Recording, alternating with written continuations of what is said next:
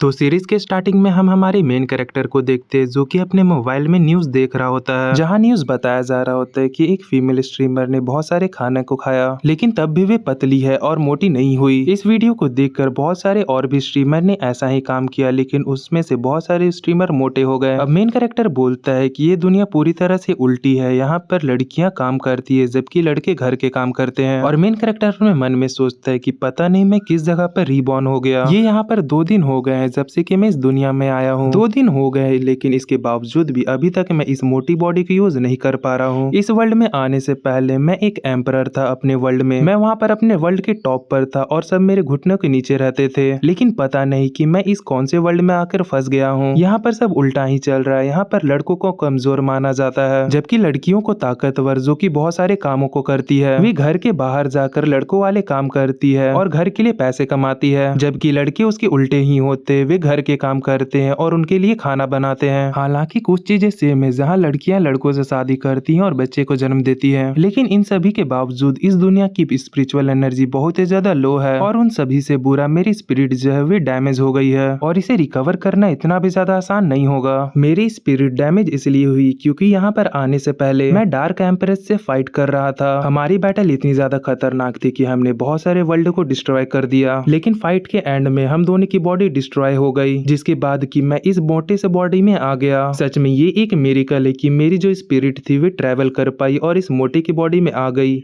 जहाँ तक मुझे इसकी मेमोरी मिली है तो इसका नाम लीमो है, जो कि एक ऑर्डिनरी सा रिच बंदा है और अभी हाई स्कूल में है। मुझे ये नहीं पता, लेकिन हो सकता है कि डीमंस एम्प्रेस भी किसी की बॉडी में आ गई हो, पर मैं अभी कुछ भी नहीं कर सकता। सबसे पहले मुझे अपनी स्ट्रेंथ को रिकवर करना होगा। अब जब तक कि मेरी स्ट्रेंथ रिकवर नहीं हो जाती तब तक मुझे इसी आइडेंटिटी पे जीना होगा। लगता है कि मुझ जैसे एम्परर को भी अब स्कूल जाना होगा। अब ये रूम से बाहर आ जाता है और चारों तरफ देखते हुए कहता है कि इस बंदे की हालत उतनी भी ज्यादा बुरी नहीं है, ये घर उतना भी ज्यादा छोटा नहीं है। पर इस बात को मैं लकी बोलूं या अनलकी, पहले मैं जिस जगह पर रहता था ये घर वहाँ के फिश पॉन्ड से भी ज्यादा छोटा है। मेरा फिश पॉन्ड इस घर से ज्यादा बड़ा था। और ये लिनमो के पास्ट के बारे में बताता है कि इसके जो पेरेंट्स थे वे एक एक्सीडेंट में मारे गए, जिसके बाद इसकी ग्रैंडमा ने इसका ध्यान रखा, लेकिन अभी वे भी बीमार है। अब क्योंकि ये अकेला हो गया था, जिससे कि इसकी आंट आकर यहाँ पर रहने लगी। इसकी आंट इसका यहाँ पर ध्यान रखने के लिए आ गई, लेकिन वे बिल्कुल भी अच्छी नहीं है। वे आते ही यहाँ पर इसके सारे प्रॉपर्टी को अपने नाम पर कर ली जब तक कि इसे पता चला। और साथ ही में इस बॉडी का जो ओरिजिनल ओनर था वे बहुत ही ज्यादा कमजोर था, उसके पास किसी का भी सपोर्ट नहीं था, इसीलिए उसने चुपचाप इन सारे चेंजेस को एक्सेप्ट कर लिया। ये सब सोचते हुए ये डिनर टेबल के पास आ जाता है और ये अपने सामने देखता है जहाँ पर इसकी आंट की फैमिली खाना खा रही होती है। अब ये भी वहाँ पर जाता है। अब हमें इनके आंट की फैमिली के बारे में बताया जाता है कि उनके पति का नाम युंगजुन है और ये जो बंदा बत्तीसी दिखाकर खाना खा रहा है ये आंट का भाई है जिसका नाम लिनजुआन है। अब हम इसके आंट को देखते हैं जिसका नाम लिनली होता है। ये बोलती है, लिनबो तुम एकदम सही वक्त पर आए हो। मैंने तुम्हारे स्कूल के बारे में सुना है कि ही यानवी ने तुम्हें डंप कर दिया क्योंकि तुम बहुत ही ज्यादा मोटे हो और उसने तुम्हारा मजाक भी उड़ाया, लेकिन वे सही है। अब मैं यान हुई के बारे में बता दूं, वे इसकी पियोन्सी है और इन दोनों की शादी बचपन में ही तय कर दी गई थी। अब लिनमो बताता है कि जो इसकी ग्रैंड मदर थी उसने ही इन दोनों की शादी तय की थी और जिस लड़की के साथ इसकी शादी तय की गई थी उसका नाम ही यानी हुई था। लेकिन उस लड़की ने जैसे ही इस लड़के को पहले बार देखा था तो वे लड़की इसे देखते ही डर गई थी और उसने इस बॉडी के ओरिजिनल ओनर का मजाक भी उड़ाया और कहा कि वे इस जैसे मोटे आदमी से शादी कैसे कर सकती है। उसकी ऐसी कड़वी बातें सुनने के बाद इस बॉडी का जो ओरिजिनल ओनर था वे बहुत ही ज्यादा सदमे में चला गया था। उसका दिल पूरी तरह से टूट गया था और वे जब सड़क पार कर रहा था तो उसका ध्यान नहीं था और उसे एक ट्रक ने उड़ा दिया और जिसकी वजह से ये मारा गया। और जैसे ही इस बंदे का एक्सीडेंट हुआ इस बंदे की आंट ने इन दोनों की शादी को टर्मिनेट करवा दिया। उसने इन दोनों की शादी को तोड़ दिया। ये अपने मन में बोलता है कि ठीक हुआ कि ये मैरिज खत्म हो गई, क्योंकि मुझ जैसा बंदा जो कि एक वर्ल्ड का एम्परर है वे ऐसे ही कैसे किसी भी लड़की से शादी कर सकता है। तभी जो इसकी आंट होती हुए बोलती कि लिनमो क्या तुम्हें कुछ सुनाई भी दे रहा है, मैं कितनी देर से तुम्हें यहाँ पर बोल रही हूँ। लिनमो इसकी बातें सुनकर बहुत ही ज्यादा गुस्से में आ जाता है और बोलता है कि उस लड़की से आखिर किसे ही फर्क पड़ता है, आइंदा उस लड़की का मेरे सामने नाम मत लेना। ये बात सुनकर इसकी जो आंट होती हुई बहुत ही ज्यादा शॉक्ड हो जाती है और हम देखते हैं कि लिनमो के अंदर से बहुत ही खतरनाक ऑरा निकल रहा होता है। सॉरी पर इस वीडियो में इतना ही है। अगर आप चाहते हैं कि मैं इसे कंटिन्यू करूँ तो आप कमेंट कर सकते हैं। मैं ट्राई करूंगा कि इसके 1 घंटे का वीडियो बनाऊं।